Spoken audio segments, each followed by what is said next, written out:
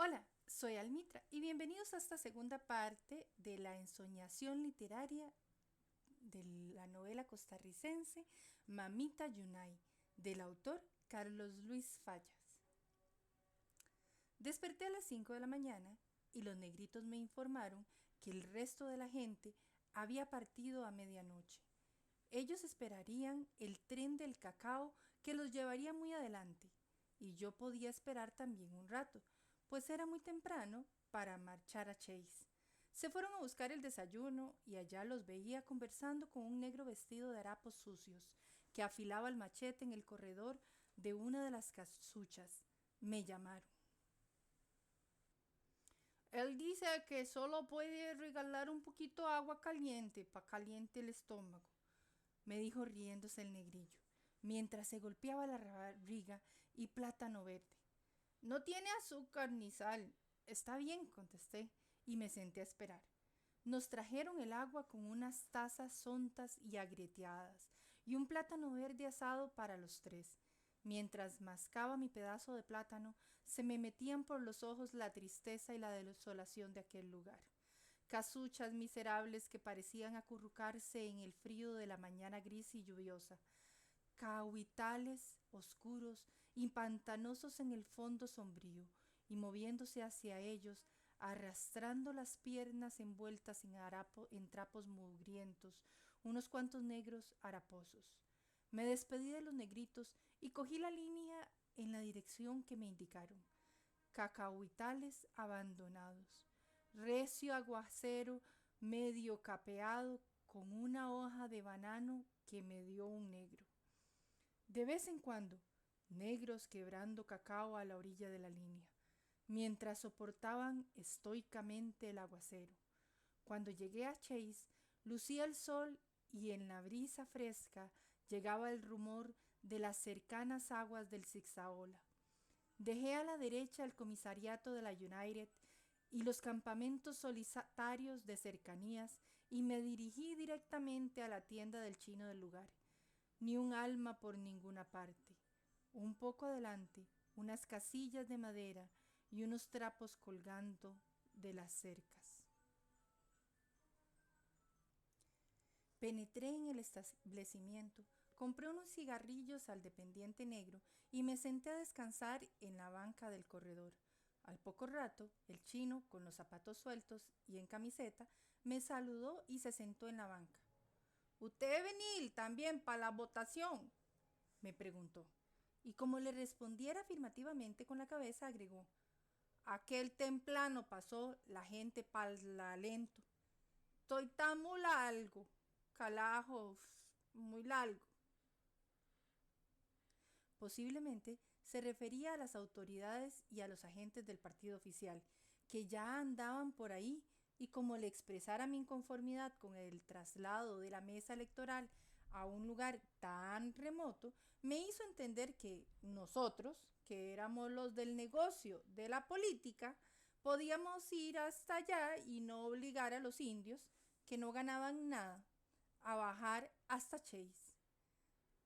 Nosotros tampoco ganamos nada con la política, le dije. Se quedó viéndome con una risita de incredulidad en los labios. ¡Qué paltilo es usted! ¿Para qué mentirle al chino? Tenía que inquirir datos y orientarme, y algo tenían que agradecernos los chinos por la campaña que acabábamos de hacer en favor de la República China. En vez de contestarle, saqué un folleto y se lo mostré. En cuanto vio el retrato de nuestro candidato, me dijo que él lo conocía y que lo había oído hablar en Limón. Hombre muy inteligente, sentenció. Lástima, calajo. Pelo sin plata, está jodido. Mientras cambiaba una mirada indefinible con el negro, me preguntó si andaba solo y a pie. Le conté cómo había hecho el viaje y entonces exclamó: pobrecito, camino muy largo y montaña dura, calajo. Y le ordenó a una negra que estaba dentro que me hiciera un poco de café. Me pasó adelante y mientras me tomaba el café, yo le hablaba, no sin cierta intención, de la guerra chino-japonesa y del brillante porvenir de China. Él se paseaba preocupado, como el que se ve obligado a hacer algo que le reprocha la conciencia, e insistió en que me comiera todo lo que me había servido, como si me estuviera preparando para un prolongado ayuno. Me explicó que él nada tenía que ver con la política del país, y luego me preguntó en qué forma pensaba llegar hasta Mure. Le dije que no lo sabía, y entonces me informó de la llegada casual de dos inditos. Vivían más adentro de Amure y yo podía hacer el viaje con el cayuco de ellos. Aunque, maliciando una trampa, me resolví. Dígales que viajaré con ellos y que les pagaré el servicio. Y mientras el chino se fue a hablar con los indios, saqué el foco y me lo metí por dentro de la camisa, prensándomelo con la faja. Se trataba de dos indios jóvenes que estaban metiendo la provisión dentro de una red. Uno era alto y fornido, cara ancha, de niño grande y pelo cerdoso recortado en forma de hisopo. El otro, bajito y esmirrado, con una carilla afilada, que bien podía ser de un ingenuo o de un taimado. Me dio la impresión de un gran zamarro metido a tonto por negocio. Ambos llevaban las camisolas sueltas y los pantalones arrollados a la altura de las rodillas. Compré una bolla de pan de regular tamaño, unas galletas, unos cigarros y ya. Listos los tres, me despedí del chino que, según me dijo, se iría a pasar el día de las elecciones a Limón. El indio alto se nos adelantó corriendo y desapareció en el interior de una de las casillas. Nos alcanzó cuando bajábamos el playón del río. Acomodaron mis bolsas y la red en la cabecera del cayuco y mientras las tapaban con hojas para evitar el salpique del agua y arreglaban unos palos en el centro para que me sentara yo, interrogué al más alto. ¿Cómo te llamas? Juan Motagua. ¿Y este otro? Mi cuñado. Hablaba rápidamente, cortando las palabras con acento desconfiado y hostil. El otro, estúpidamente, mientras me lanzaba miradas de reojo. Comenzamos a remontar las aguas frías y espumosas del Zigzaola. Los indios silenciosos, de pie en los extremos del cayuco, con sus largas palancas lo impulsaban vigorosamente corriente arriba. Atrás me quedaba el indio alto y el cuñado iba en la proa, orillándose siempre en busca de los remansos.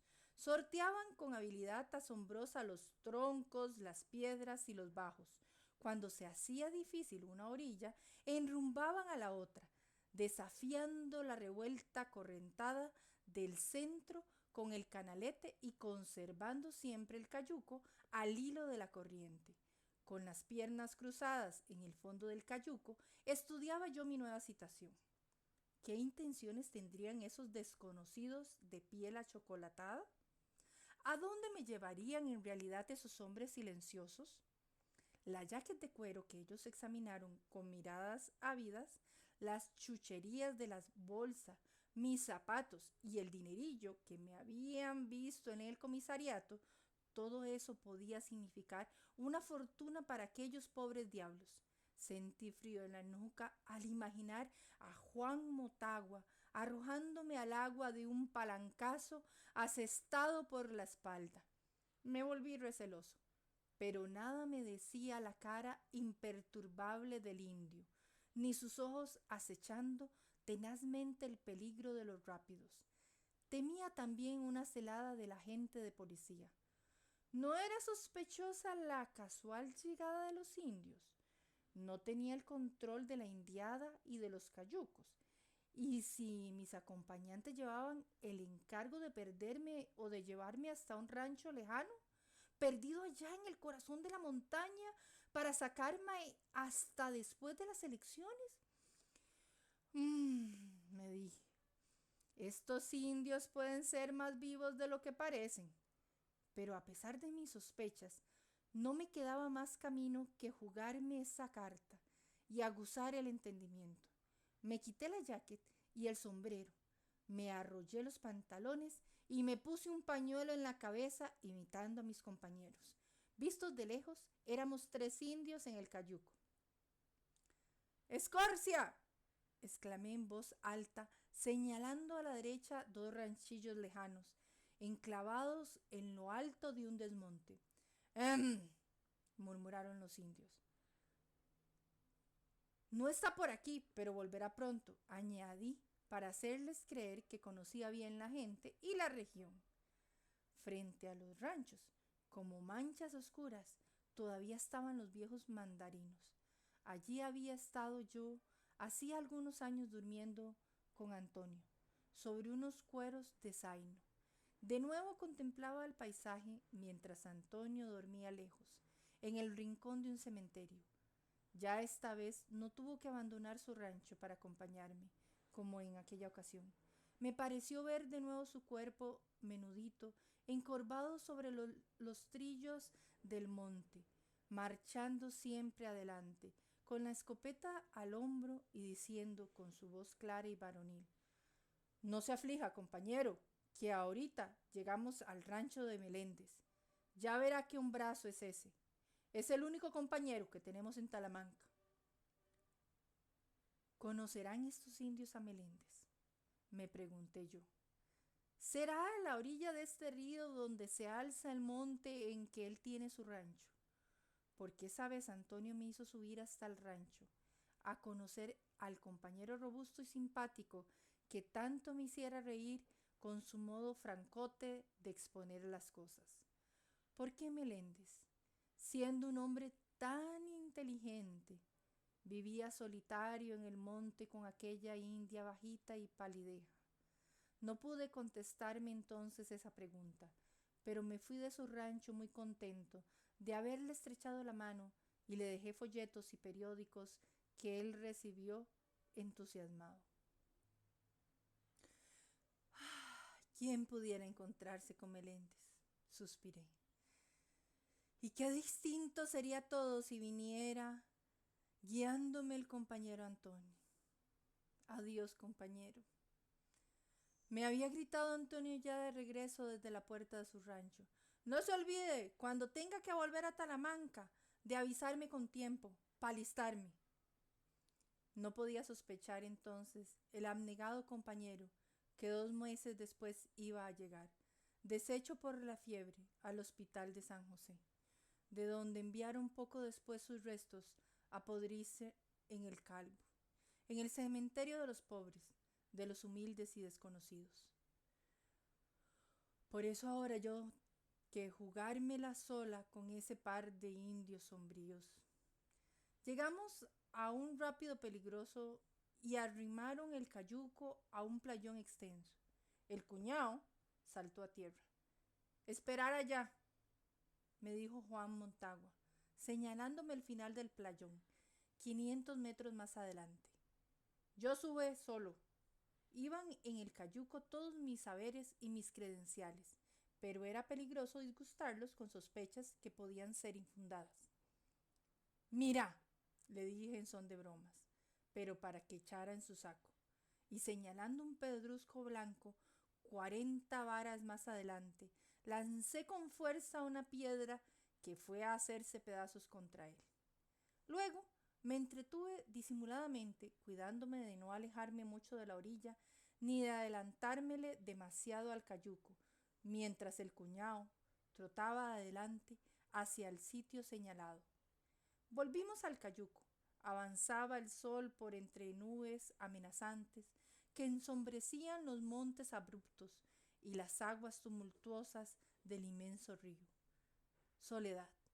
Silencio profundo interrumpido apenas, de vez en cuando, por los chillidos de las aves asustadas por nuestro paso y por el acompasado chasquido de las palancas al rastrillar en el fondo pedregoso del Zigzaola. Yo sabía que más adelante atalayaba el río, desde su margen izquierda, la casa del agente de policía. Con maña, por si acaso, les di a entender a los indios que quería que nadie se enterara de mi viaje, pues deseaba darle una sorpresa a mi amigo Leví. Al poco rato, arrimaron el bote a la ribera derecha. Caminar con mi cuñado por la montaña y esperar arriba. Agua peligrosa, me dijo Juan Montagua. Diablo, me dije yo. Este indio va a pasar solo, con mis chécheres, por la casa de Leví. Sería una maniobra estudiada. Eché a andar desconfiado por el trillo que se internaba en la montaña pegándome a los talones del cuñado, para impedirle una escabullida por entre el monte. Al poco rato de andar, se detuvo señalándome unas huellas frescas y bien marcadas en el barro de la picada. ¡Tigre! Al llegar a un claro de la montaña, lanzó un grito prolongado. ¡Silencio!, le ordené yo, sospechando una señal. Volvieron a aparecer más adelante las huellas del tigre y unos rastros de sangre. El indio se detuvo medroso y con ojos asustados examinó la vegetación que nos rodeaba. Era la oportunidad que yo buscaba para engañarlo e infundirle respeto. ¿Tenés miedo del tigre? Musitó el indio acercándoseme. No tengas miedo, yo llevo revólver, le dije mientras me tocaba el foco que llevaba por dentro de la camisa. Desde entonces continuó el camino cabizbajo y no se le ocurrió volver a gritar. Salimos a un lugar en donde el río, abriéndose en dos brazos, dejaba una isla de escasa vegetación en el centro. Dos indios estaban sentados en un pedrón bajo un árbol inmenso y con ellos entabló el cuñado larga conversación en su dialecto, mientras me volvían a ver insistentemente. En cuanto divisamos a Juan Montagua remontando lentamente uno de los brazos, los dos indios cogieron su cayuco y se largaron aguas abajo por el otro. Fuimos a encontrar nuestro cayuco. Conversaron animadamente los dos indios. Calculé que ya el cuñado le había informado al otro de lo del revólver. Cogí el cayuco de la marra de fibra trenzada, lo varé en la playa y después de hacer desembarcar a Montagua y de convencerme de que no faltaba nada, nos sentamos los tres en las piedras del playón. ¿Vos tenés rancho en Amure, Juan? Vas a ir pasado mañana a las votaciones. ¿Dónde tienen que reunirse para las votaciones? Me miró impasible sin contestarme nada. Juan Montagua, le dije poniéndome de pie y acercándome amenazador. Quiero que me digas, ¿dónde van a hacer las votaciones? Iglesia de Amure, confesó en voz baja, mientras miraba en todas direcciones como convenciéndose de que nadie lo escuchaba. Entonces le dije que tenía que esconderme en su rancho y llevarme a la iglesia el domingo. A las 4 de la mañana nadie lo vería llegar conmigo. Comandante, viene Talamanca, terció el cuñado como una amenaza. ¿Qué comandante ni qué canilla? He muerto. Ese no es un comandante, le contesté sospechando que se refería al fiscal oficial que andaba haciéndose pasar por comandante. ¿Quién comandante entonces? ¿Leví? Tampoco. ¿Usted? Tal vez. Sacando mi tarjeta de fiscal, le enseñé el sello de la gobernación. Luego saqué el peine, el cepillo con su estuche de celuloide verde, la pasta y la cajita de la máquina de afeitar. Abrí esta última y cogiendo la maquinilla dorada, comencé a afeitarme en seco. Los indios me miraban extrañados. «Limpia barba», exclamaron. «Todo esto es tuyo, Juan Montagua, si haces lo que te he dicho. Además, si me sacas el lunes hasta Chase, te pagaré $1.50. Está bien». Y los ojos le brillaban de codicia. Cuando nos dirigíamos de nuevo al cayuco, lo cogí de un brazo para decirlo. «Quiero que nadie sepa nada, ¿entendés? Si sos honrado, ganás, pero si me engañás, Juan Montagua no volverá a engañar a nadie». Y me golpeaba el foco por encima de la camisa. La cruzada por la montaña me había desorientado esa inmensidad de agua revolviéndose en lenguas enormes y esas torrentadas espumosas que remontábamos trabajosamente. Lo mismo podía ser las del Zigzaola que las del Yorquín, o las del Telire, o quizá las del Urén. Inútilmente trataba de orientarme examinando las solitarias riberas. De vez en cuando alcanzaba a vislumbrar por entre el enmarañado bejucal el cucurucho pajizo de un ranchillo. Para entretenerme y para congraciarme con los indios canté todos los sones y las rumbas que pude recordar. Parecieron entusiasmarse y entonces les pedí que cantaran alguna canción en indio. Indios, no tienen canción, me dijeron. Pero después de mucho insistir, comenzaron a exhalar una serie de gemidos cortos sin vida ni armonía. Era una especie de monótona salmodía que hacía pensar en largas filas de indios fatigados bajo el sol de fuego, arrastrando enormes cargas por una pendiente interminable. Al doblar una vuelta, tendí la mirada río abajo. Allá muy lejos, distinguí un bote que adiviné repleto de gente. ¿Le vi?, le pregunté señalando el bote. Ajá, murmuraron los indios, sonriendo maliciosamente. ¿Nos alcanzarán? No alcanza, afirmó Montagua. Cuidado si ese bote nos alcanza. Mucho cuidado, les dije. Los indios redoblaron sus esfuerzos. Yo empuñé el canalete y comenzó una carrera fantástica sobre la espuma de las correntadas.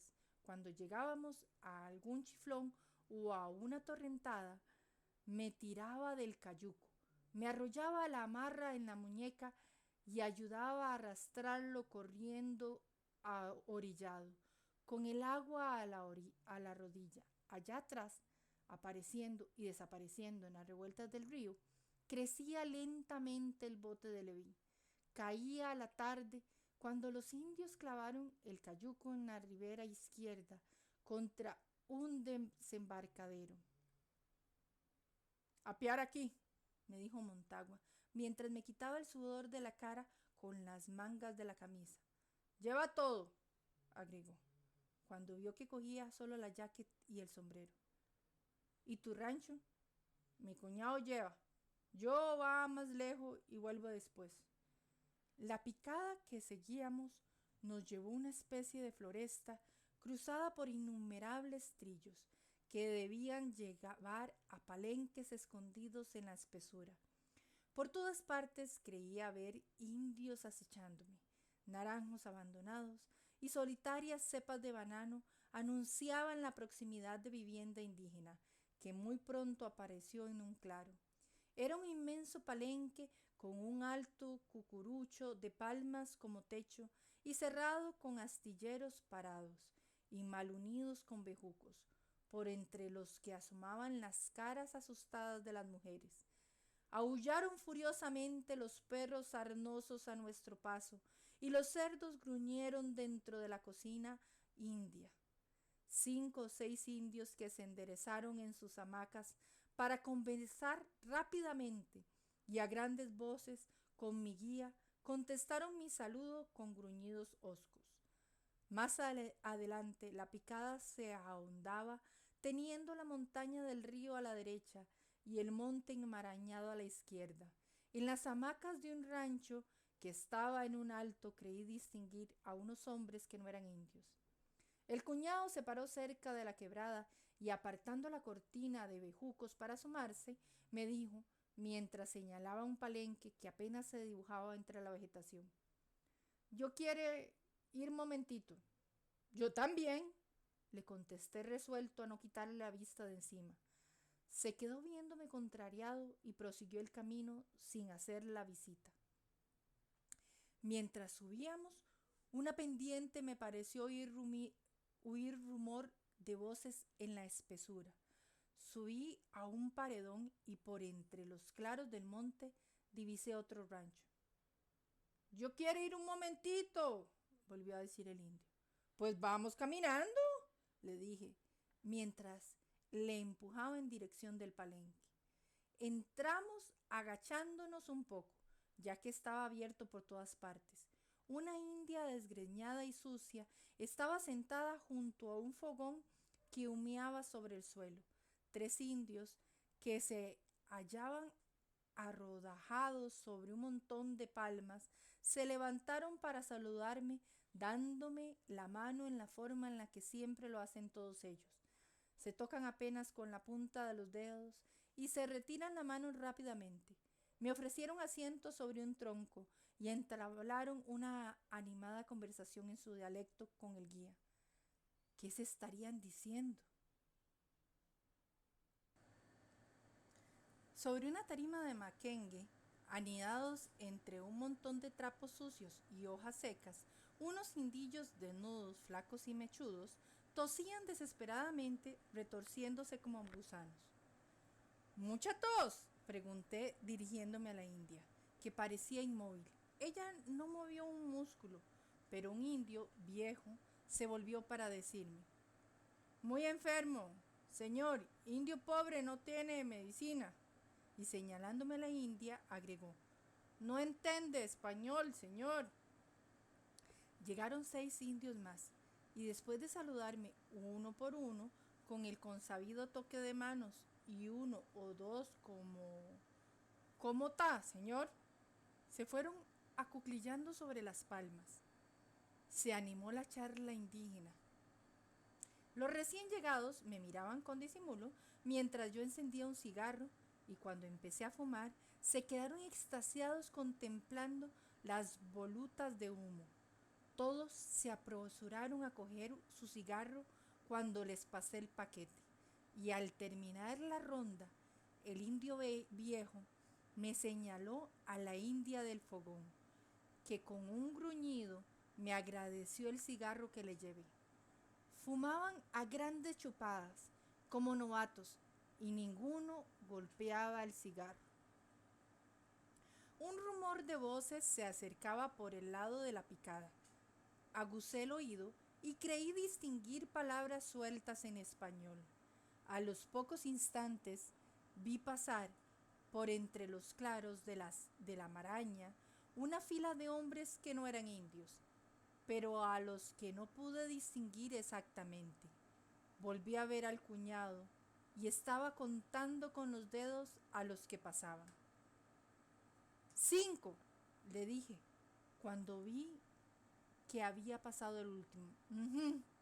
¿Le vi?, le pregunté, sospechando que se trataba de gente que nos seguía en el otro bote.